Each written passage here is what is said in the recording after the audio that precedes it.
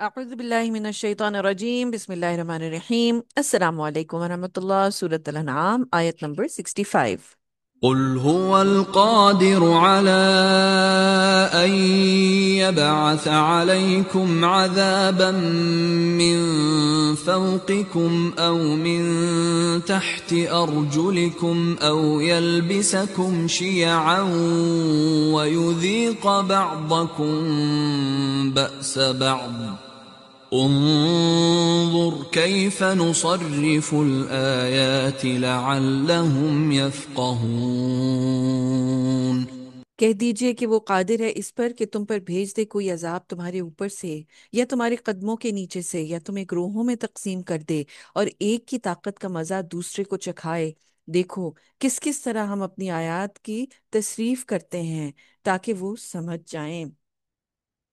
यानी इस आयत में बताया गया कि ए मेरे रसूल सल्लल्लाहु अलैहि वसल्लम, जिन मुशरिकीन ने वादा किया था कि वो मुसीबत से निजात पाने के बाद अल्लाह के शुक्रगुजार बंदे बन जाएंगे, लेकिन अपना वादा भूल गए और फिर शिर्क करने लगे, आप इन लोगों से कह दीजिए कि अल्लाह के अजाब से अमान महसूस करने की कोई वजह नहीं है। यानी ऐसा ना हो कि तुम अपने आप को बड़ा कंफर्टेबल कर लो और समझो कि अल्लाह सुब्हानहू व तआला का अजाब आएगा नहीं, इसलिए कि वो तो हर वक्त और हर हाल में मुख्तलिफ किस्म के अजाब में मुब्तला करने पर कादिर है। वो चाहेगा तो आग या पत्थरों की बारिश बरसा देगा, या आसमान को तुम्हारे ऊपर सर के ऊपर गिरा देगा। ये चाहेगा तो कोई तूफान भेज देगा या जमीन में धंसा देगा। चाहेगा तो पूरा जो मुल्क है वो जलथल करके करके पानी के अंदर डुबो दे। ये अल्लाह सुब्हानहू व तआला की मर्जी होती है। वो चाहे तो जलजला ले आए और सारा कुछ तबाह बर्बाद हो जाए, जो भी इंसान ने बिल्डिंग्स बनाई हैं, तरक्कियां की हैं, सारा कुछ जमीन में धंस जाए। या तुम्हें मुख्तलिफ टोलियों में बांट दे और फिर तुम आपस में एक दूसरे को कत्ल करते रहो। यानी ये जो एंड में अजाब की फॉर्म बताई गई है कि इंसान जो है वो मुख्तलिफ फिरकों में बट जाए, ग्रुप्स में बट जाए, इलाकाई तौर पर जो है वो कोई कहीं का कोई कहीं का, और फिर आपस में जंगें शुरू हो जाएं, आपस में नफरतें पल जाएं, कि इंसान जो है वो महसूस करे कि जी ये मेरा दुश्मन है और ये मेरा दुश्मन है। तो मुस्लिम के बाद साद बिन नबी वक़ास रजी अल्लाह ताला से रिवायत है कि एक दिन हम रसूल सल्लल्लाहु अलैहि वसल्लम के साथ एक करीबी बस्ती से आ रहे थे, तो बनी मुआविया की मस्जिद के पास से गुजरे। आपने मस्जिद में दाखिल होकर 2 रकत नमाज पढ़ी और हमने भी आपके साथ नमाज पढ़ी। आपने बड़ी लंबी दुआ की, फिर हमारी तरफ मुड़कर फरमाया कि मैंने अपने रब से 3 चीजें मांगी थी, तो उसने मुझे 2 अता की और एक को रोक दिया। मैंने अपने रब से मांगा कि मेरी उम्मत को कहत साली से हलाक ना करे, तो उसने मुझे दे दिया।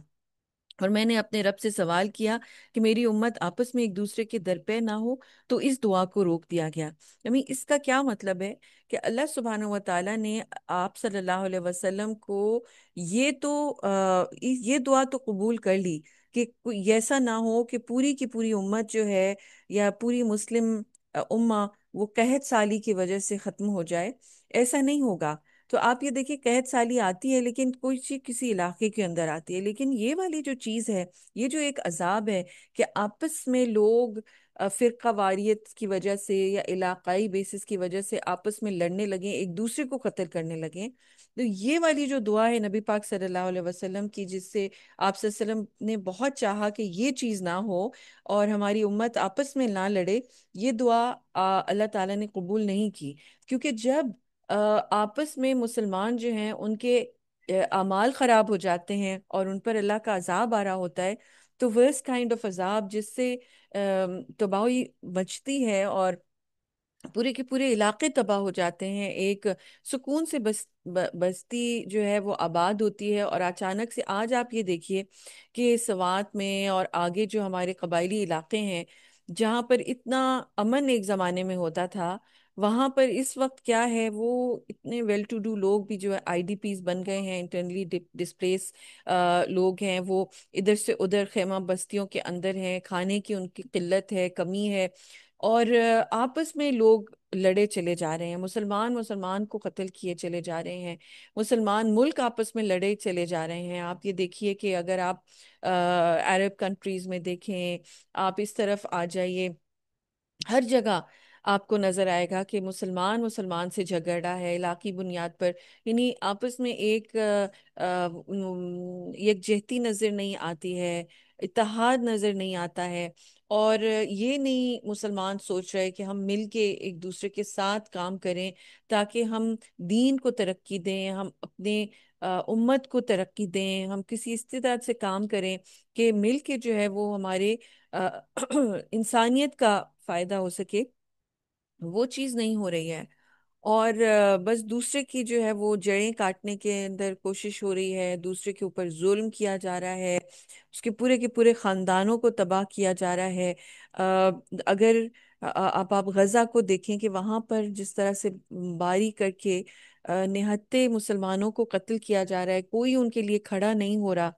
اور یہ کیوں نہیں کھڑا ہو رہا ہے؟ اس لیے کیونکہ دل کے اندر کوئی محبتیں نہیں رہی ہیں، کوئی دل کے اندر ان کے لیے کوئی وفا نہیں رہی، کوئی تکلیف نہیں ان کے لیے کوئی محسوس کر رہا، ہر ایک اپنی زندگی جی رہا ہے۔ اگر آپ کشمیر میں دیکھیں، آپ ادھر روہنگیا کے مسلمانوں کو دیکھیں، آپ مختلف جگہ پر دیکھیں، افریقن کنٹریز میں دیکھیں، تو مسلمان پس رہے ہیں، لیکن اسی طرف آپ دوسری جگہ دیکھیں کہ مسلمان بڑی اچھی حالات میں ہیں لیکن وہ کچھ بھی نہیں کر رہے۔ تو یہ جو ایک عذاب کی فارم ہے، جو ہمیں اپنی ملک کے اندر نظر آتی ہے، ہمیں اور دنیا کے اندر نظر آتی ہے، اس کے لیے ضروری ہے کہ ہم دل سے جو ہے وہ اللہ تعالیٰ سے معافی مانگیں، as a nation, as an امہ ہم اللہ تعالیٰ سے معافی مانگیں اور دین کے راستے کے اوپر آئیں۔ یعنی اللہ سبحانہ و تعالیٰ کے جب ہم احکامات کو ایکسیپٹ کریں گے، اس کے اوپر چلیں گے، تبھی یہ امید ہو سکتی ہے کہ اللہ سبحانہ و تعالیٰ آپس میں جھگڑے ختم کرے گا۔ جو لوگوں کے جو بڑے بڑے عہدوں کے اوپر لوگ ہیں، جب آپس کے اندر وہ انفلوئنشل لوگ جو ہیں وہ ایک دوسرے سے لڑ بھڑ جاتے ہیں اور الگ الگ ہو جاتے ہیں، تو نیچے بھی جو ہے وہ بہت زیادہ گروپنگ ہو جاتی ہے، عوام کے اندر نفرتیں بڑھ جاتی ہیں۔ تو اس کے لیے ہمیں بہت زیادہ کوشش کرنی ہے کہ ہم اپنی سی جتنی زیادہ ہمت اور استطاعت ہے، ہم اللہ تعالیٰ کے دین کے اوپر اخلاص کے ساتھ عمل کریں، اللہ کے احکامات کے اوپر عمل کریں، اور اس کے بعد پھر یہ کہ ہم دوسروں تک بھی یہ نالج پہنچائیں، دوسروں تک بھی یہ پیغام پہنچائیں کہ یہ سب کچھ جو ہو رہا ہے، ہم اس کے اوپر اعتراض تو کرتے ہیں لیکن اس کی وجہ کیا ہے؟ اس کی وجہ پورے امت کے اعمال ہیں، جس کو صحیح کرنا جو ہے وہ اس کی طرف کسی نہ کسی نے تو خیال کرنا ہے، چاہے ایک کترا ہی کیوں نہ ہو، لیکن ہم نے کوشش تو اپنی کرنی ہوگی، تبھی ہم امید ہے کہ اس عذاب سے بچ سکیں گے۔